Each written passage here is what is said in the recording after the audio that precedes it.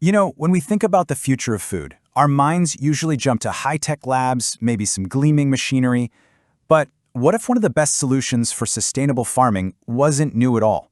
What if it's an ancient animal, one that's been hiding in plain sight this whole time, perfectly designed for the job? It's a pretty wild idea, right? We're always on the hunt for the next big innovation, the next breakthrough. But maybe, just maybe, we should be looking back to a solution that's been thriving in some of the world's toughest climates for centuries. So to really understand why our hero is so important, we first have to talk about the challenge. And when it comes to the environmental impact of livestock, well, there's a giant cow in the room we need to address. On the one hand, you've got the conventional model we're all familiar with. Pretty high emissions, a huge demand for land and water, and honestly, a real potential to degrade ecosystems. But on the other hand, there's the sustainable ideal, a system that's low impact, regenerative, and actually works with the environment, not against it. So that's the big question, isn't it? How do we get from here to there? How do we bridge that gap? Well, believe me, the answer is probably not what you're expecting. Okay, let's dive into this, because the hero of our story is a total underdog. It's not some lab-grown protein or a fancy new farming machine. Nope, it's a living, breathing creature that's basically a walking blueprint for sustainability. Meet the yak. Seriously, this incredibly hardy animal, native to some of the planet's highest and harshest altitudes, turns out to be a masterclass in low-impact agriculture. And right off the bat, one of its biggest advantages is what it doesn't produce. Yaks release dramatically less methane than conventional cattle. And since methane is such a potent greenhouse gas, this single difference is a massive, massive win for the climate. So what's their secret? How do they do it? Well, it all comes down to efficiency. Yaks evolved to get the absolute most out of very little. Their digestive systems are just better. They're like super efficient engines, converting tough, sparse vegetation into energy, which means way less is wasted as methane. But it's not just about what they don't emit. It's also about what they give back to the land. The way yaks interact with their environment is fundamentally different, and it creates this really positive, symbiotic relationship. We're not just talking about coexistence here. It's more like a true harmony.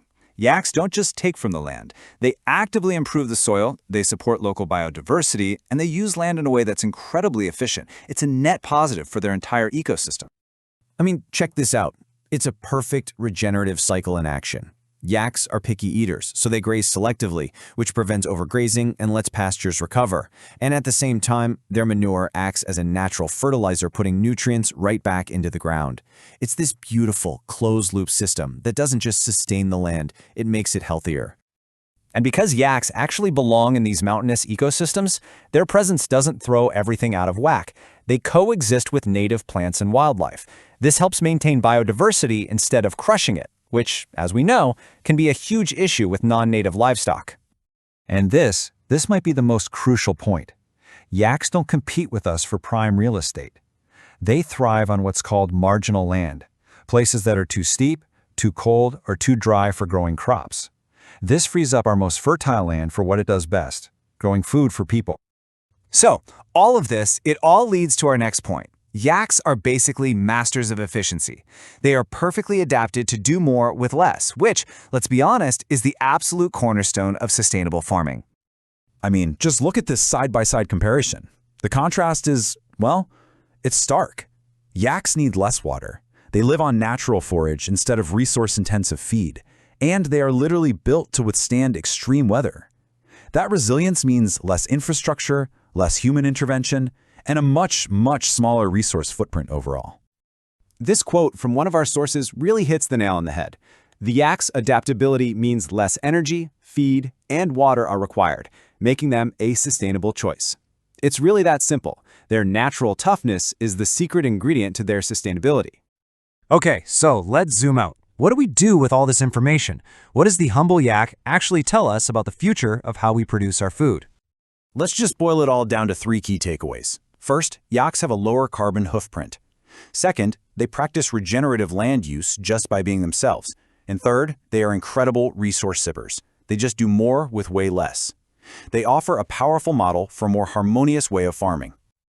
You know, the story of the yak is a great reminder that sometimes the best path forward actually involves looking back. And it leaves us with a really important question.